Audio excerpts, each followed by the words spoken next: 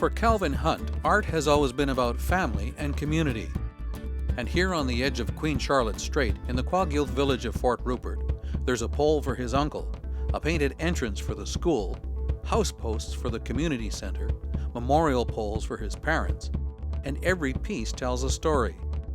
Chief Tommy Hunt, his everyday name was Kwakiutl, which means precious, and that's what he was to our people in the Kwakiutl Nation.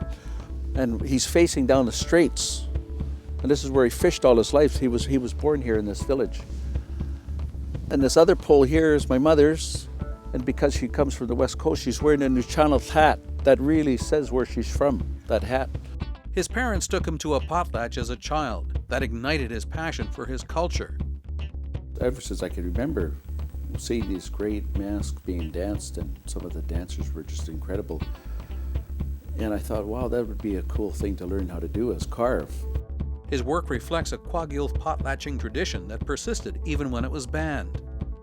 We're the only tribe out of all the tribes on the Northwest Coast that continued on potlatching. They went underground and continued on with their culture because that was part of their life. He's created artwork for his wife and children. He's carved poles for other communities, and he's always trying something new, like this whale's tail he wants to cast in bronze. This would be my first bronze, and I'm very excited about it. And especially if it goes to Stanford, because they have the largest collection of bronze castings in North America. Cultural revival is a key driver in his art, and revival of Kwakiutl culture includes canoes. Calvin carved his first canoe in 1993. In 1993, there was a young fella up in Bella Bella that issued a challenge to everybody on the Northwest Coast to go to Bella Bella. It was quite funny because nobody on most of the coast, nobody had canoes. So it really revived the technology. We thought our village should have a canoe, so we built this family canoe here. It was just something else that we could take and we could learn and, try and build. It's just a lot of work. But in the end result, though, it comes out, you got a beautiful piece of art, really, that's functional. You needed these things on the coast to travel up and down the coast. Well, this has been to Bella Bella.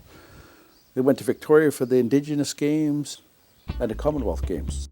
Lately, he's been building a war canoe from an ancient design.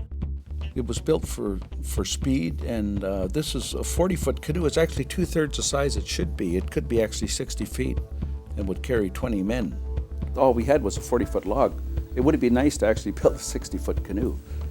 What's amazing about building canoes is the technology that these guys had.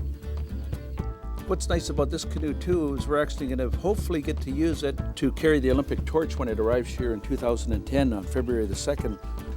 The torch will land in Bear Cove, so it's going to be on the wrong side of Port Hardy. So they want a canoe to bring it across. So we'd love to see this in the water carrying the Olympic torch.